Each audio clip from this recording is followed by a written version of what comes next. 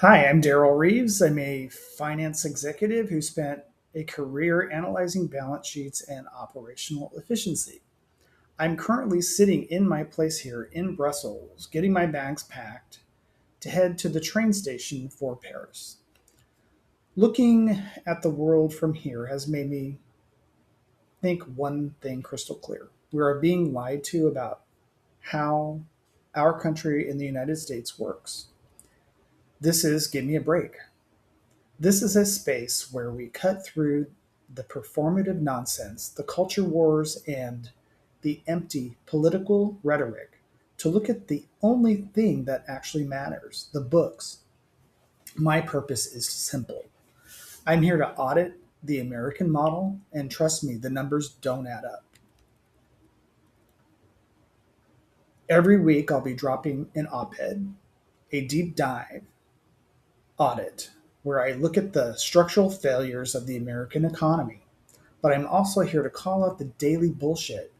You know, the headlines, the distractions, the politicians acting like we're winning while our foundation is rotting.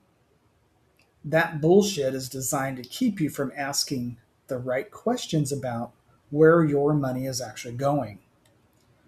We're going to stop the distraction. We're going to audit the books. Let's start today with the balance sheet. The US is $39.2 trillion dollars in debt. We are told we are the world's greatest superpower, but we're funding our greatness entirely on our corporate credit card. Here is the number they don't want you to see. At current interest rates, that debt is costing us over $1 trillion dollars per year just in interest payments. That is $1 trillion dollars of your tax money vanishing into the pockets of bondholders. Now, think about the money that comes out of your paycheck. We all bitch about it. We're used to it. They take out this percentage. That money is coming out of your paycheck. That isn't free money.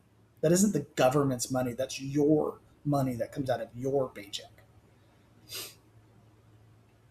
That's money that could have rebuilt our entire national transit system, fixed our power grid, or secured our healthcare. Instead, we're paying the VIG on past mismanagement. Now let's talk about the car tax, the opportunity costs. And let's think about why we're so broke. Because we're lobbied into building a landscape that doesn't serve us. We replaced walkable, dense transit systems with sprawling car dependent vehicles, suburbs, car dependent suburbs. And don't tell me it's freedom to have a car. That's a car tax. You work for a paycheck. And the majority of it goes right back into the auto and oil giants for insurance, fuel, and maintenance. If you took that lifetime, let's just say you spend $250,000 in your lifetime on cars. I think that's very conservative. Let's say you buy a new car every 10 years between the age of 16 to 65. So that's about 50 years. And let's just say you invested that at an 8% return. You'd have $10 million dollars at age 65. We've been convinced to trade our retirement and our freedom for a garage and a commute.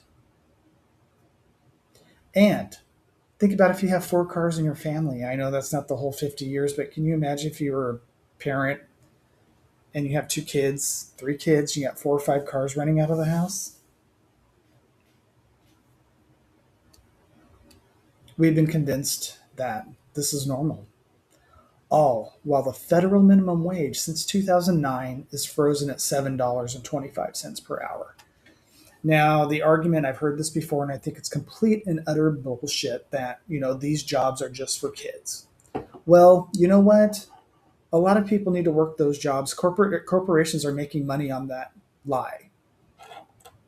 Every hour that these people are working, they're making millions, billions, and trillions of dollars, and they know it. It's bullshit. It's rhetoric. You know it. But fiscal responsibility, you don't want those hamburgers to go up in price. Well, how come they're not the same price as they were in 2009 then? Have you been to McDonald's lately? Have you seen how much those meals cost? It's not $2 anymore for a combo meal. So, a poverty wage that is essentially a corporate subsidy paid by the taxpayer. Europe isn't a utopia, and in a few hours, I'm hopping on a train to Paris to see how they handle their own systems, but they treat density as a public asset, while we treat sprawl as a growth strategy. If the US were a company, we'd have been in receivership years ago. Stop the distraction politics, stop the noise. It's time to audit the books. I'm Give Me a Break, and I'm just getting started.